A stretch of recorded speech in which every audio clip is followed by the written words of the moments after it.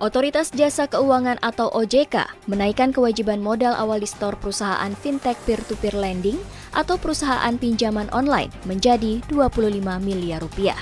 Aturan ini berlaku sejak diundangkan pada 4 Juli 2022. Deputi Komisioner Humas dan Logistik Anto Prabowo menjelaskan, aturan ini dikeluarkan untuk mengembangkan industri keuangan tanah air. Dengan mendorong tumbuhnya alternatif pembiayaan, mempermudah dan meningkatkan akses pendanaan bagi masyarakat dan pelaku usaha. Berikut ini merupakan sejumlah aturan baru OJK terkait perusahaan pinjol. Dalam pasal 4 POJK 77 tahun 2016, sebelumnya disebutkan penyelenggara pinjol wajib memiliki modal awal di store paling sedikit 1 miliar rupiah saat pendaftaran dan 2,5 miliar saat mengajukan permohonan perizinan. Sementara, dengan ketentuan baru ini juga mewajibkan perusahaan pinjaman online berbentuk perseroan terbatas atau PT. Selain itu, perusahaan pinjaman online juga wajib memiliki ekuitas paling sedikit 12,5 miliar rupiah. Selain itu, perusahaan pinjol juga wajib memiliki paling sedikit satu saham pengendali, memperoleh izin usaha dari OJK, dan wajib memenuhi ketentuan batas maksimum manfaat ekonomi pendanaan.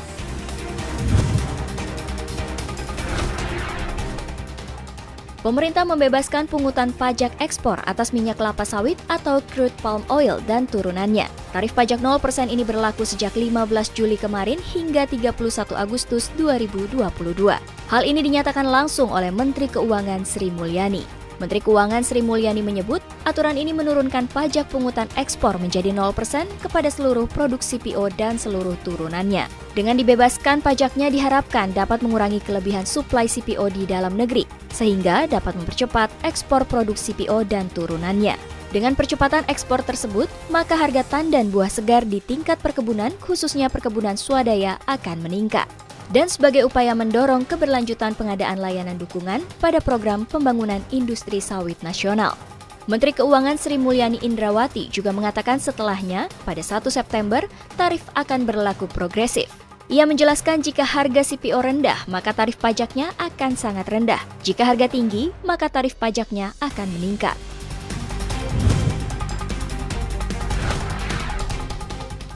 Satuan Kerja Khusus Pelaksana Kegiatan Usaha Hulu Migas dan Gas Bumi atau SKK Migas memastikan hingga 2023 mendatang, Indonesia tidak dapat memasok kebutuhan gas alam cair atau liquefied natural gas atau LNG untuk sejumlah negara di Eropa. Pasalnya, produksi LNG hingga 2023 seluruhnya telah diperuntukkan guna memenuhi kebutuhan pembeli yang sudah memiliki kontrak.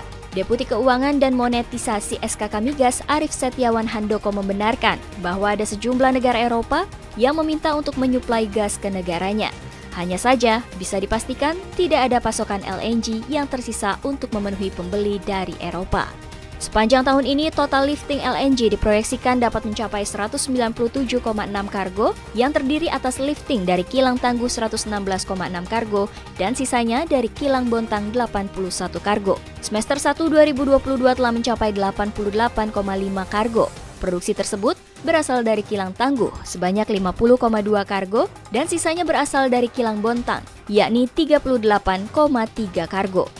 Rusia mulai Senin menyetop aliran gas di pipa yang membawa gas ke Eropa. Pihak Moskow sebelumnya beralasan bahwa penghentian aliran dari pipa gas itu hanya karena adanya pemeliharaan selama 10 hari ke Nord Stream 1. Penghentian aliran dari pipa gas itu hanya karena adanya pemeliharaan selama 10 hari ke Nord Stream 1. Namun, hal itu membuat negara-negara Eropa ketar-ketir, sebab penghentian aliran gas Rusia melalui Nord Stream 1 itu bisa menyebabkan Eropa terancam krisis gas.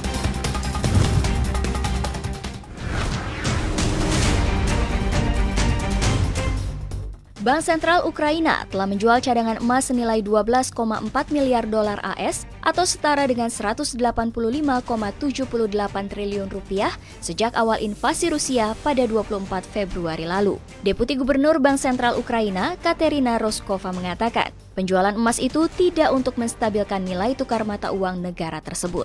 Berdasarkan data, cadangan emas Ukraina pada Mei 2022 mencapai angka 1.604.000 metrik ton. Angka ini turun dari 1.632.000 metrik ton pada April di tahun 2022. Padahal, cadangan emas Ukraina pada Maret 2022 sempat menyentuh level tertinggi yaitu di 1.665.000 metrik ton. Kondisi ekonomi dan pendapatan pemerintah Ukraina memburuk sejak invasi Rusia ke negara itu.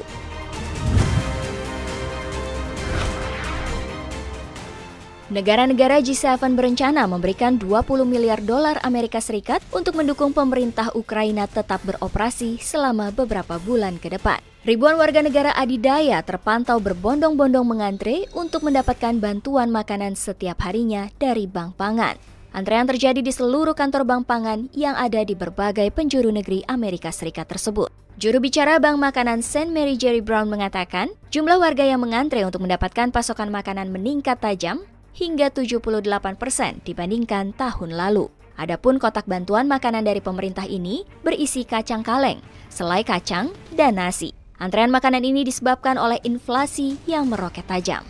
Pada Juni 2022, inflasi negara Paman Sam tembus 9,1%, level tertinggi sejak 41 tahun terakhir. Inflasi tinggi ini disebabkan oleh berbagai harga yang mengalami lonjakan, baik pangan maupun non-pangan. Salah satu warga AS yang ikut mengantre mengatakan, tanpa bantuan dari pihak Bank Pangan ini, pendapatan dari keluarganya tidak cukup untuk memenuhi kebutuhan keluarganya karena harganya yang terus naik. Dikutip dari CNN, salah satu WNI di Amerika Serikat mengatakan, antrean juga terlihat meningkat 10 hingga 15% di pasar swalayan. Namun, antrean ini masih lebih baik ketimbang antrean pada saat pandemi COVID-19.